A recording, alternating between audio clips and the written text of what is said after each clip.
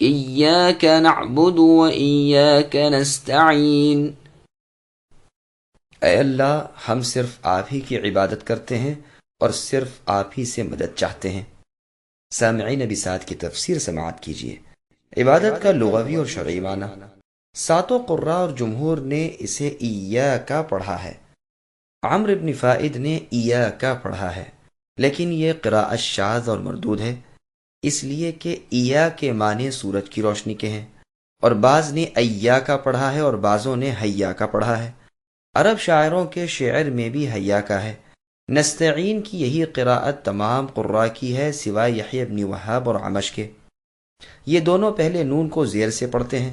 قبیلے بنو اسد، ربیعہ، بنو تمیم کی لغت اسی طرح کی ہے۔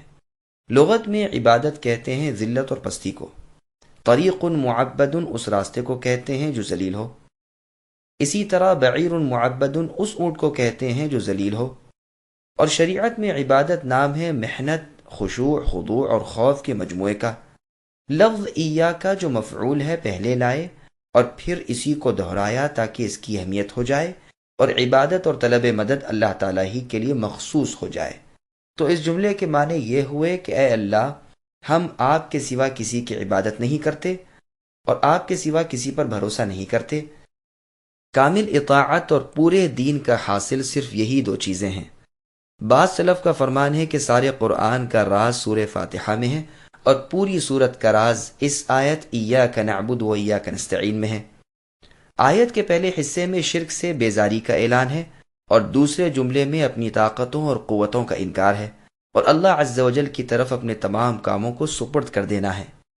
اس مضمون کی اور بھی بہت سی آیات قرآن کریم میں موجود ہیں، جیسے اللہ نے فرمایا فَاعْبُدُوهُ وَتَوَكَّلْ عَلَيْهِ إِلَى آخِرِ الْآيَةِ، یعنی اللہ ہی کی عبادت کرو اور اللہ ہی پر بھروسہ کرو، آپ کے رب آپ سب کے اعمال سے غافل نہیں۔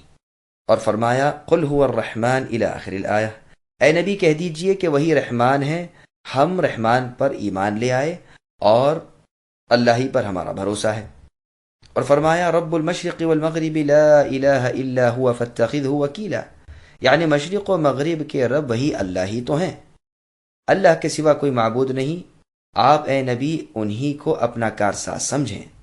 یہی مضمون اس آیت کریمہ میں ہے۔ اس سے پہلے کی آیات میں تو خطاب نہ تھا، لیکن اس آیت میں اللہ تعالیٰ سے خطاب کیا گیا جو نہایت لطافت اور مناسبت رکھتا ہے، اس لیے کہ جب بندے نے اللہ تعالیٰ کی صفت و ثنا بیان کی تو گویا قرب الہی میں حاضر ہو گیا اور اللہ جل جلالہ کے حضور میں پہنچ گیا۔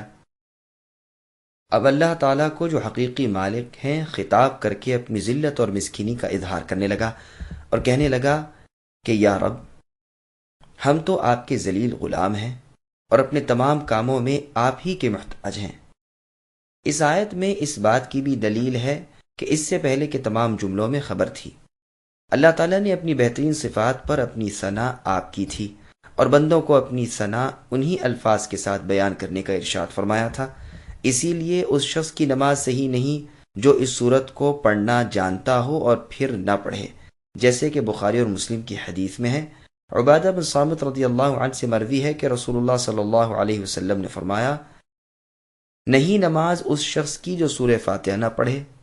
صحیح مسلم شریف میں ابو ہریرہ رضی اللہ عنہ سے مروی ہے کہ رسول اللہ صلی اللہ علیہ وسلم نے فرمایا کہ اللہ تعالیٰ کا فرمان ہے کہ میں نے نماز کو اپنے اور اپنے بندے کے درمیان آدھا آدھا بانٹ لیا ہے، اس کا آدھا حصہ میرا ہے اور آدھا حصہ میرے بندے کے لیے ہے، اور میرے بندے کے لیے وہ ہے جو وہ طلب کرے۔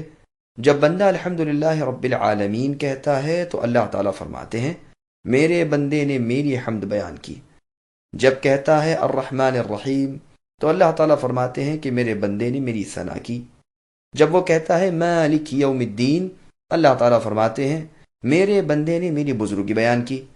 جب وہ ایاک نعبد و ایاک نستعین کہتا ہے تو اللہ تعالیٰ فرماتے ہیں کہ یہ میرے اور میرے بندے کے درمیان ہے اور میرے بندے کے لیے وہ ہے جو مانگے۔ پھر وہ آخر سورت تک پڑھتا ہے۔ اللہ تعالیٰ فرماتے ہیں یہ میرے بندے کے لیے ہے اور میرا بندہ جو مجھ سے مانگے اس کے لیے ہے۔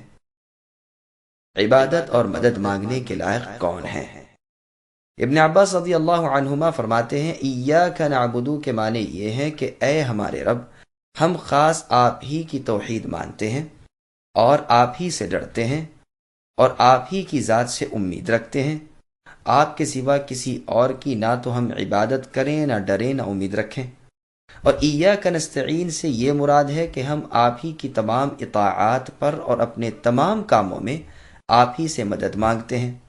قتادہ رحمۃ اللہ علیہ فرماتے ہیں مطلب یہ ہے کہ اللہ تبارک و تعالی کا حکم ہے کہ تم سب اللہ ہی کی خالص عبادت کرو اور اپنے تمام کاموں میں اللہ ہی سے مدد مانگو۔ ایاک نعبدو کو پہلے لانا اس لیے ہے کہ اصل مقصد اللہ تعالیٰ کی عبادت ہی ہے، اور مدد طلب کرنا یہ عبادت کا وسیلہ اور اہتمام اور اس پر پختگی ہے، اور یہ ظاہر ہے کہ زیادہ اہمیت والی چیز کو پہلے لایا جاتا ہے اور اس سے کم اہمیت والی کو اس کے بعد لایا جاتا ہے، واللہ عالم۔ اگر یہ کہا جائے کہ یہاں جمع کے صیغے کو لانے کی یعنی ہم کہنے کی کیا ضرورت ہے؟ اگر یہ جمع کے لیے ہے تو کہنے والا تو ایک ہے، اور اگر تعظیم کے لیے ہے تو اس مقام پر یہ نہایت نامناسب ہے، کیونکہ یہاں تو مسکینی اور عاجزی ظاہر کرنا مقصود ہے۔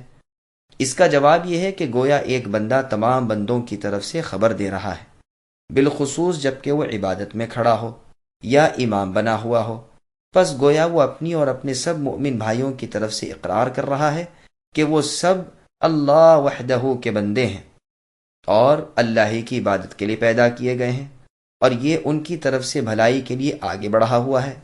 بعض نے کہا ہے کہ یہ تعظیم کے لیے ہے، گویا کہ بندہ جب عبادت میں داخل ہوتا ہے تو اللہ ہی کو مخاطب کر کے کہا جاتا ہے کہ آپ شریف ہیں اور آپ کی عزت ہمارے دربار میں بہت زیادہ ہے۔ ثواب ایاک نعبد و ایاک نستعین کہے اپنے تئی عزت سے یاد کر، ہاں اگر عبادت سے الگ ہو تو اس وقت ہم نہ کہہ، گو ہزاروں لاکھوں میں ہو، کیونکہ سب کے سب اللہ تعالیٰ کے محتاج اور اللہ کے دربار کے فقیر ہیں۔ بعض کا قول ہے کہ ایاک نعبدو میں جو تواضع اور عاجزی ہے وہ ایاک عبدنا میں نہیں، اس لیے کہ اس میں اپنے نفس کی بڑائی اور اپنی عبادت کی اہلیت پائی جاتی ہے، حالانکہ کوئی بندہ اللہ تعالیٰ کی پوری عبادت اور جیسی چاہیے ویسی ثنا و صفت بیان کرنے میں قدرت ہی نہیں رکھتا۔ کسی شاعر کا قول ہے کہ مجھے اللہ کا غلام کہہ کر ہی پکارو، کیونکہ میرا سب سے اچھا نام یہی ہے۔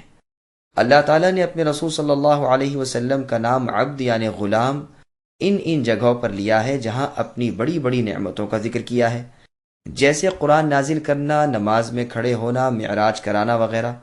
فرمان ہے الحمد للہ الذی انزل علی عبدہ الکتاب الی آخر الآیہ، یعنی تعریف اور شکر اس اللہ کے لیے ہے کہ جنہوں نے اپنے بندے محمد صلی اللہ علیہ وسلم پر کتاب یعنی قرآن مجید نازل فرمائی، اور فرمایا وَأَنَّهُ لَمَّا قَامَ عَبْدُ اللَّهِ إِلَى آخر الآیہ، اور بے شک جب کہ اللہ کا بندہ کھڑا ہوتا ہے یعنی نبی صلی اللہ علیہ وسلم، اور فرمایا سبحان الذی اسری بعبدہ، یعنی پاک ہے اللہ کی وہ ذات جو لے گئے اپنے بندے محمد صلی اللہ علیہ وسلم کو راتوں رات خانہ کعبہ سے مسجد الاقصی کی طرف۔ ساتھ ہی قرآن کریم نے یہ تعلیم دی کہ اے نبی، جس وقت تمہارا دل مخالفین کے جھٹلانے کی وجہ سے تنگ ہو تو تم میری عبادت میں مشغول ہو جاؤ۔ فرمان ہے وَلَقَدْ نَعْلَمُ أَنَّهُ يَضِيقُ صَدْرُكَ بِمَا يَقُولُونَ إِلَى آخر الآیہ، یعنی ہم جانتے ہیں اے نبی کہ مخالفین کی باتیں تمہارا دل دکھاتی ہیں، تو ایسے وقت اپنے رب کی تسبیح اور حمد بیان کیجیے اور سجدہ کیجیے اور موت کے وقت تک اپنے رب کی عبادت میں لگے رہیے۔